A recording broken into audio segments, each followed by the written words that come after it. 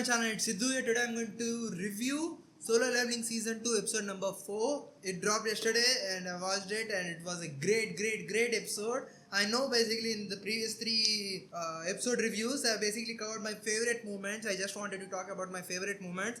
But as I noted down all my favorite moments, I'm realizing that I've basically mapped out the whole episode. So the whole episode was my favorite moment, and to give a short and sweet review, it was once again a brilliant episode. Not much. This episode did not contain as much action. Not as much action. It did not contain any action, in my opinion. A glimpse of the leader showcasing his firepower, which we'll get to when we'll discuss that scene. But yeah, not much action. But even then, they did not let the quality of the anime drop or the excitement drop, and they covered the lack of action with the other elements of the story, which I will discuss about. So anyway, they did a great job. This episode was not a letdown, and it was, as I said, the whole episode was filled with many funny moments or favorite moments of mine.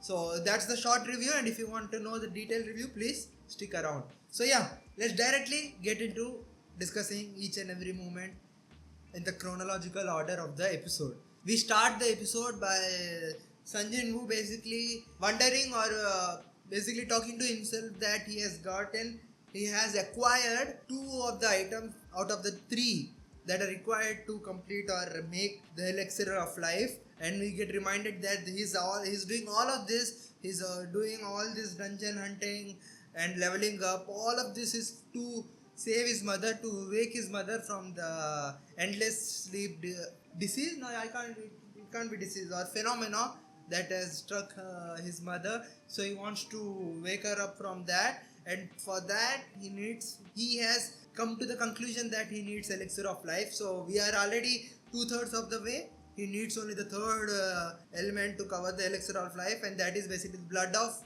merchant. No, not blood monarch, actually blood of the blood monarch.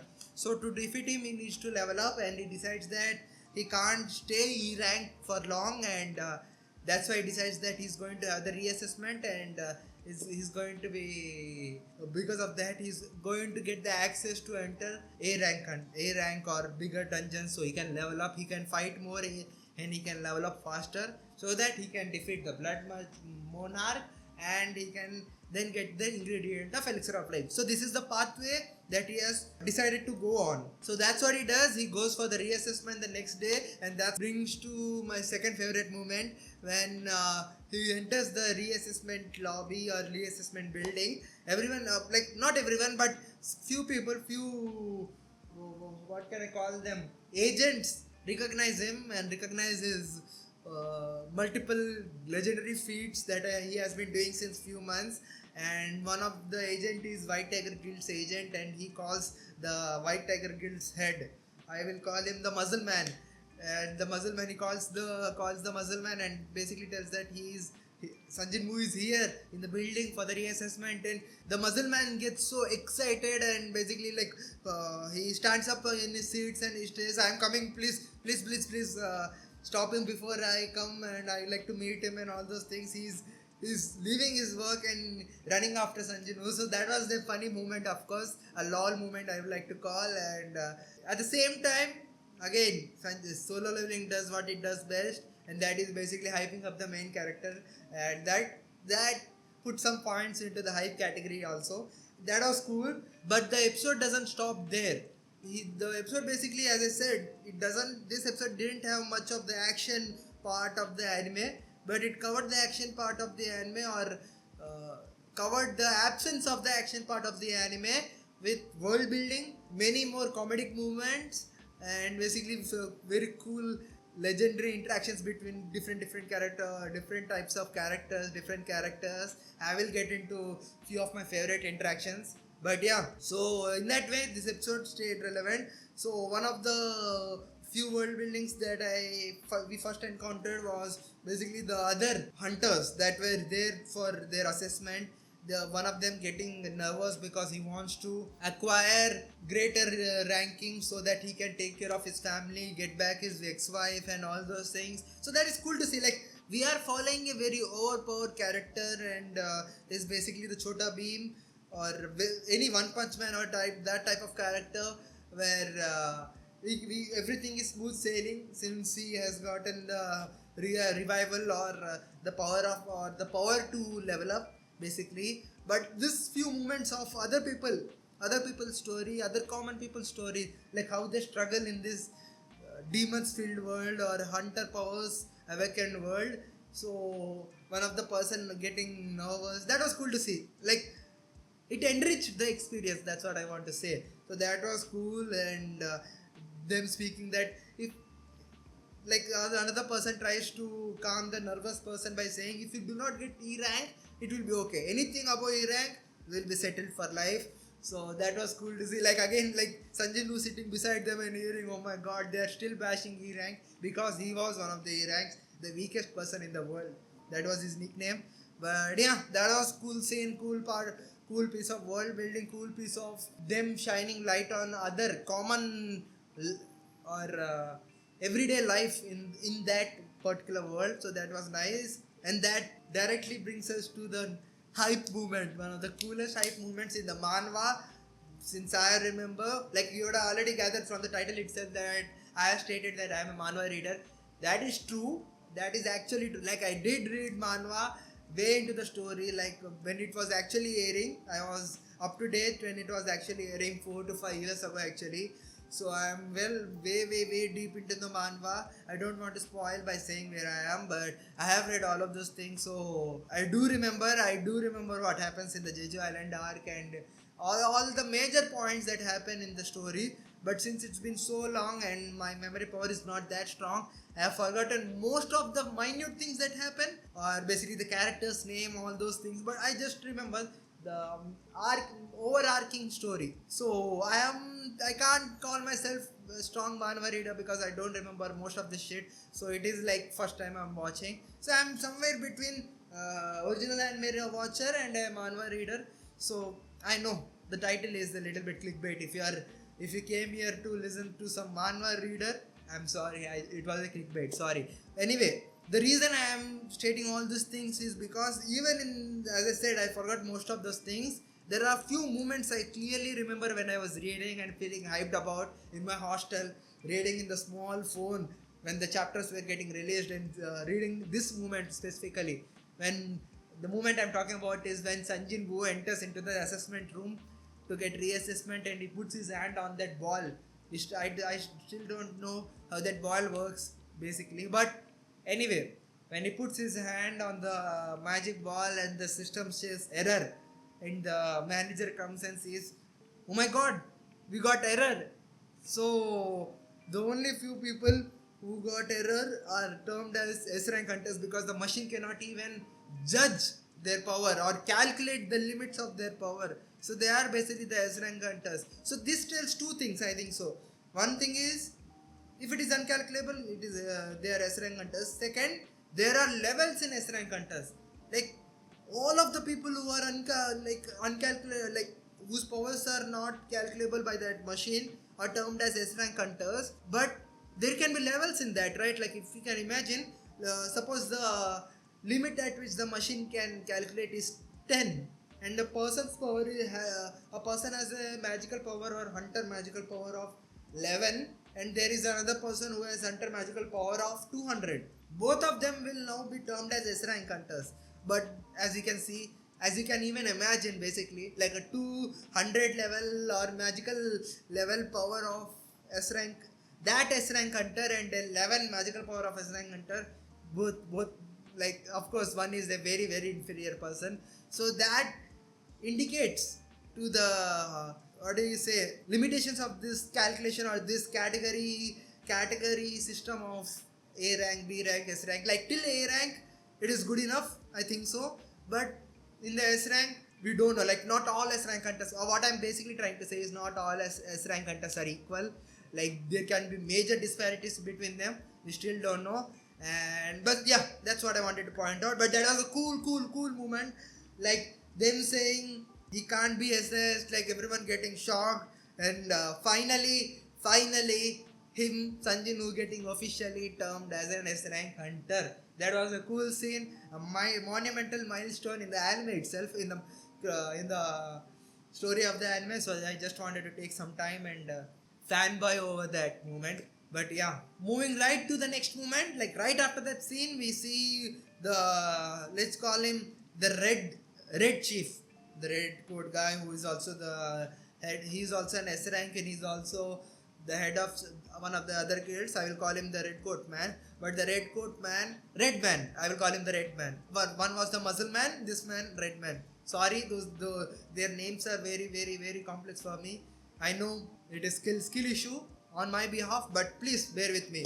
But yeah, the red man and the secretary, not secretary, the agent from the Hunter Association. I will call him the agent. So yeah, the red man and the agent are talking about, again giving us a tease about the Jeju Island arc.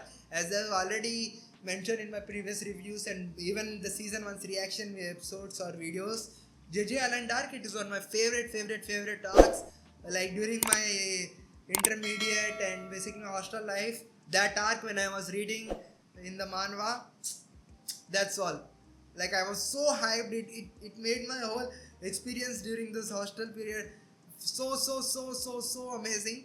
It is a special, holds a special part of special significance in my life. I know these are big words, but Jeju Island arc is a very cool arc. Like it's not so complex as of an arc. At that time, at that moment in my life, I don't know why I was drawn to it. I enjoyed that arc a lot, so I am excited. Its adaptation into the anime, I'm very excited for that. So they have been giving teasers since the episode 1 of season 1, and again we get a small tease where they discuss about the association trying to basically do test on the bodies that have been found on the flying beast that they have encountered, and maybe what's like they basically discuss, and that is a little bit tease of Jeju Island arc. But right after that they hear the commotion that's been happening in the assessment building, and they go there, and that's where so many cool, like as I said, one funny moment, one world building, one funny moment, one world building. Like that's what they have been doing in this episode. As you can see, they have swapped out action movements from the previous episode. Like their blueprint in the previous episode, their blueprint was action, world building, action, world building, action, world building. Now world building, funny moments, world building, funny moments, so yeah, so as I said previously in the video, they have switched out action to funny moments, and still the quality of the episode or the engageability or the entertainment value of the episode has not dropped down. So yeah, the funny moments are of course still funny, like people discussing what's happening, and this red man basically going there and trying to recruit Sanjin Woo, and Sanjin Woo passing him and saying sorry bro, and the red man's ego getting hurt, and not, he doesn't get angry, but it feels like, what, does he realize who I am? Did I say my name right and all those things? It was a cool funny moment, and yeah, it brought a levity to the story, much needed levity. Like since previous 3 episodes were too brutal, too bloodsheddy, this was a funny, nice, even though the entertainment was still the same, it was a calm episode, and I liked this episode between all the action scenes and everything. So yeah, that was a nice funny moment, like him getting rejected, and right after that we see the muscle man running and losing his breath and everything, and saying like, where did he go, did I miss him, and all those things. So yeah, all the people fighting for him, like the red man realizing this is the same guy who survived the red gate and all those things. So yeah, again, and I'll say that these all moments, these funny moments, even added to the hype moments also. Like this hype, the main character, again Solo Leveling, the hype story. If you want a hype blueprint, follow Solo Leveling. I know this is not the first anime, this is not the first story that did these hype type of things, or hyping up the main character, overpowering the main character, all those things. But Solo Leveling, man, I don't know. I know that I am biased, but I like it. I like it. This hype moments, this everyone, like this reminds me of, if you don't know, I'm from India. If you have not realized it already, but in Indian stories, Indian movies, like in Bollywood or Tollywood, I am familiar with this type of hype stories. Like the main character is treated like the god, and everyone tries to praise him again and again. So seeing this type of praising, making the main character seem like god each and every moment, like everyone working together to praise the main character, like it felt some similar thing that I have been experiencing since my childhood in my part of the world. Seeing this in anime, I don't know, I had a connection with it. So that's my connection. That's why I'm biased. That's why I like Solo Leveling. I know it's not as complex as Attack on Titan or as cool as Jujutsu Kaisen, but it's my favorite anime. Right after that, another cool moment occurs when the chairman of the association, I will call him the boss man. The boss man comes in and tries to meet with Sanjin Woo in the hospital when the Sanjin Woo was visiting his mother, and basically tries to recruit him again. And then Sanjin Woo basically makes comments about the boss man in his mind, and I like to talk about those comments because they were so interesting, and they basically helped us or help the world building part of this episode again. Like, more world building happens, and this is the second huge world building that takes place where the first of all the chairman explains how these guilds work and what is the dynamic between these guilds and how the power dynamic world works in this dungeon filled, hunter power filled world. So the chairman, the boss man, basically the chairman, I will call him the chairman, not the boss man. The chairman basically says that there are five powerful guilds that have appeared, and all these five powerful guilds, most of these five powerful guilds, and according to my knowledge at least, are headed by the S rank hunters, and till now only, including Sanjin Woo, there are only 10 S rank hunters that have been recognized, and as I said, these S rank hunters can vary again in their powers, and a quick example of that is Sanjin Woo's father itself.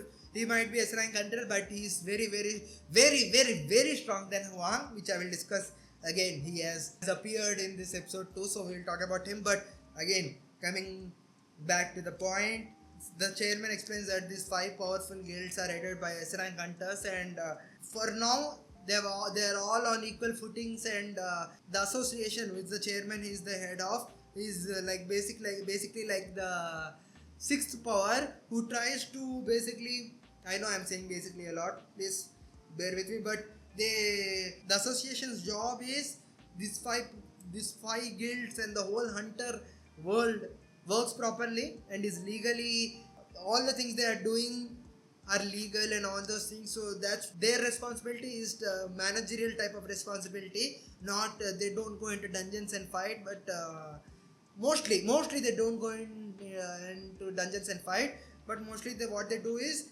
they keep these five guilds in check. So that's their thing. And again, the chairman goes on to explain, if Sanjin Woo decides to join any of the other five guilds, the balance may tip, like some other guild, like one of the five guilds may get stronger because one more S rank hunter has joined them, and they may get too powerful to be controlled by the association, or to be kept in check by the association. So basically the chairman says, please come to us, it would help greatly to keep the other five guilds in check so that they don't get too powerful. And as we all know, absolute power corrupts absolutely, so the chairman wants to prevent that, and he basically offers Sanjin Woo, come on, you can join us. And while thinking whether he should join or not, Sanjin Woo basically comments on the chairman that chairman is also an S rank hunter, so he finally get to know about his power level, so he is also the S rank. And he makes a brilliant point, well, not brilliant point but enlightening point, that is, even after all this leveling up and all these things, at least till the level Sanjin Woo knows himself, he says that the chairman is in equal footing. Even after all these times, all these years, the chairman seems to be old. Even at that age, the chairman is on equal footing to Sanjin Woo. So wow, so chairman is also a monster, and he can fight, and he is very strong according to Sanjin Woo. And Sanjin Woo thinks this is the best opportunity to get into association, because association has a lot of powers. They are the one who assesses the hunters, they are the one who keeps everyone in check, who has the power of press and everything. So this might be good for him, but he decides not to join, because if he joins the association, he can't go into dungeons and fight the demons, and he can't level up. His main motive is to level up so he can save his mother. So this is not right now good for him. So he says no, and again after conversation, chairman gets infatuated, I should say. First of all, impressed and then infatuated with Sun Jinwoo and basically says, "Wow, what a youth! He has reminded me of my youth. Wow, wow, wow!" And we basically like again hyping up the main character and all those things. So yeah, again a nice movement, nice world building. We finally get to see the bird eye view of all the guilds and what's happening, what's the political, little bit of political side of all the things that are happening, and how the other team leaders or guild leaders are moving around in the shadows to recruit him, even the chairman also. So that was nice to see. Now comes my favorite moment of this episode, might possibly. If anything related to the beaten Wang is my favorite from now on. But yeah, we see beaten to pulp body of Wang. Basically, him getting fractured in the leg, in the hand, in the chest, in another hand. Both of his hands are gone. His face is beaten to such a big pulp. You guys might be saying the things I'm talking about on the screen, but my god. And he's not an ordinary guy. He's an S rank hunter. He was an S rank hunter. He's on the same footing as all the other guild chiefs. And seeing him beaten to that pulp after his attitude in the previous episode, that was so nice, man. Sun Jinwoo's father, he did a great job for this community, man. Beautiful, beautiful. And him basically getting like angry about the way he got defeated and all those things. And from one of the American chief comes to visit him and basically asks him if he is Sun Jinwoo's father. Is he a magical beast or a human? And again, Wang says, of course he's a magical beast. Like a human can't beat me, all those things. So yeah, that interaction happened. But my favorite moment is seeing the beaten to pulp face of Wang. Nice. And so he plans to take revenge by getting gear, solid gear, and getting revenge. And he knows that the Sun Jinwoo's father, I will call him the father is going to head to Korea to meet his son. Hopefully they meet, hopefully, and I can't wait for their interaction and how they will, what will that look like he's been missing in Sun Jinwoo's life since so long. Maybe Sun Jinwoo will be angry with him. Like so many things can happen. I am excited about that, but that was cool to see. But the movement doesn't end there. Wang remembers the final few moments of the fight where the father is like putting one of his legs on top of Wang's chest and warning him not to go and mess with his family. If he still messes with his family, 1 second, I have written the dialogue, the exact dialogue which I want to say is basically, even death won't save you from me. I know it feels corny, it sounds corny, but it was such a cool scene, man. Him like the father beating the S-rank hunter to the pulp and stepping on him with his foot and warning him not to come after his family. Such a cool moment. It might be the thumbnail of this review. Might possibly be. I don't know. I have not yet decided about the thumbnail, but most probably that's the thumbnail I'm going to choose. You guys tell me. If you would have already seen the thumbnail anyway.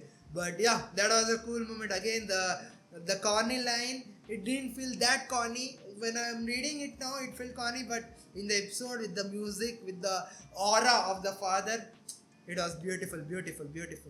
The next moment I like to talk about is further into the episode when Sun Jinwoo decides to join a mining group, and that's where we see a third big world building that happens in this episode. World building, the term world building, I'm using it to basically refer to all the scenes that basically tell us more about the world and the economy and how the world works in this anime. Not only the action scenes, excluding the action scenes, excluding the main character hype scenes, any scenes that are informing us about how this world works, I'm terming them as world building. If any of you are confused about why I'm using the word world building again and again and again. Anyway, coming to the point, we find out how the different types of politics, but the system in different types of systems or different levels of workers that work during the dungeon hunting. Like the fighters go in, fight all the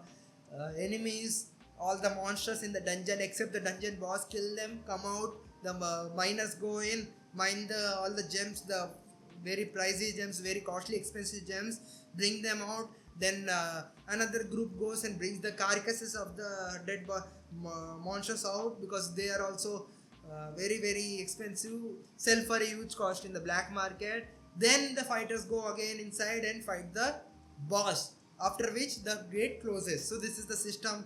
So he basically describes how all of this works, and I think so we already know few of these things from the season 1 itself, but it was nice to see a deep dive again into this thing. So yeah, again a funny, again a cool world building moment, and him getting part, being like him getting chance to enter into this A rank dungeon, even being on paper as an E rank hunter. So we see how he can go into a rank dungeon even after being an A rank. So getting access to the A rank dungeon. So he goes in, shows off, basically like mines everything, and everyone gets shocked like how is a E rank hunter doing all these things. So that was cool and all those things. But he gets greedy, and before that, I'm forgetting another cool moment, which is basically before they go in, the fighters come back out, and we see a few glimpses of like the fighter. As I said, we see this episode did not have much of an action scenes, but one particular action scene that we saw was the red man showing his firepower and showcasing, like basically showing off how strong he is. Of course, he is an S rank, so they clear out all the monsters, excluding the boss, and come out. While coming out, we finally, like, our hero finally sees our heroine, the vice chief of the guild, the Red Man's Guild, and he remarks how strong she is, and we get to find out that she is also an S rank hunter. I thought I actually forgot, even as a manga reader, that she was an S rank hunter. I actually forgot about it. I don't know why I forgot. How can I forget? Of course, but from that you can guess what my memory power is. But I forgot she was an S rank hunter. But she is none other than the 9th S rank hunter. So she is just before Sun Jin Woo. Sun Jin Woo is the 10th, and she's the 9th S rank hunter. And Sun Jin Woo basically talks about her a little bit more, and he says she has the greatest and the biggest aura from all the other people, all the strong people that he has come across all this time. So wow, I can't imagine her power. I do remember few of her powers, and I'm excited for you guys to find out. But yeah, she's going to be an amazing addition to this anime. We have been getting glimpses of her since season 1, but it's nice to see that hero seeing her, and basically this is the first time he sees her. So yeah, that was cool moment, cool intro, basically hyping the heroine also. That was nice to see, and she's not getting hyped by other characters, she's getting hyped by our main character himself. So that was nice, exciting moment. So that's where I thought the interaction is going to end, and we're going to move forward. But as you guys know, we are going to get more of those interactions. So yeah, moving forward, Sun Jin Woo goes in, shows off during lunch break. He gets greedy. He wants to take a poke at the A rank dungeon boss. He wants to see his level compared to the A rank dungeon boss, and tries to enter the space in which he's going to fight the A rank dungeon boss. And right before he's going to attack, he hears a voice, and the voice is none other than the heroine's voice, and she basically says, "What are you doing here? You are a worker, right? Turn around. What are you doing here?" So we finally get one-on-one meet up between the hero and heroine after all this time, man. They went over a whole season 1 and half of season 2, and the hero and heroine did not even meet till now. They finally meet. They finally exchange words. Not exchange words, basically. Like, she's the one who is speaking. He has not spoken yet. So that excites me more about the next episode. Of course, the next episode is going to contain a lot more action. But I am excited about this interaction. How they are going to interact, and what that's going to lead. How he is going to get out of this situation. What lie he is going to tell. And if she is going to believe him or not. All these things, man. And that's where the episode ends. Such a great cliffhanger, and such a great episode, man. As I said, the whole episode was filled with funny moments. Basically made a recap of the episode, not thorough recap of the episode, not basically talking about my funny moments, funny favorite moments, not funny moments. I've been saying funny moments, but I meant to say favorite moments. But yeah, amazing episode. I hope you guys enjoyed my review to this episode, guys. This is it. I think so. I covered all those things. I If I missed any of those things, if I missed any of the parts or overlooked any of the parts in the episode, which is important, please comment down below. Comment in the comment section. Please mention them. I get very happy when any of you guys comment and basically share your thoughts on this video or your thoughts on the anime on this episode particularly. So please do it. I hope you guys enjoyed this. I hope you guys enjoyed this episode as much as I did. I hope you guys enjoyed my review to this episode. And if you did, please like, share, subscribe, and push the notification bell so that you'll get notified when my other reaction videos drop or review videos drop. I do both reactions and reviews. And also do comment below in the comment section your thoughts on this episode, thoughts on my reaction, and if you have any tips or suggestions for me or on my review, if you want to point out the particular areas that I can improve during my review, if I should speak more about this and speak less about this, if I should do this or do that, please share your thoughts. Hopefully not too critically, from critically, not too rudely. Please be kind with me. Let's be both kind to each other. But yeah, you guys can be critical about me and come in the comment section. I will reply to you. I will take the criticism in a constructive way and try to improve. So please guys, I do need your input, I do need your feedback. So please comment in the comment section, interact with this video. That would help me in a great way, because YouTube algorithm will then know that you guys like this video or at least engage with this video, and it will push this video to other people too. So that's the greatest help you guys can do for me. So please guys, please do it. Please guys, interact with this video. It's free to do. So I hope you guys do it. Anyway, with that being said, I also want to thank all those people who have always been liking, sharing, subscribing, and most importantly coming back to this reviews, coming back to these videos each and every week. Thank you guys, thank you so much for watching, and I'll meet you guys in the next video.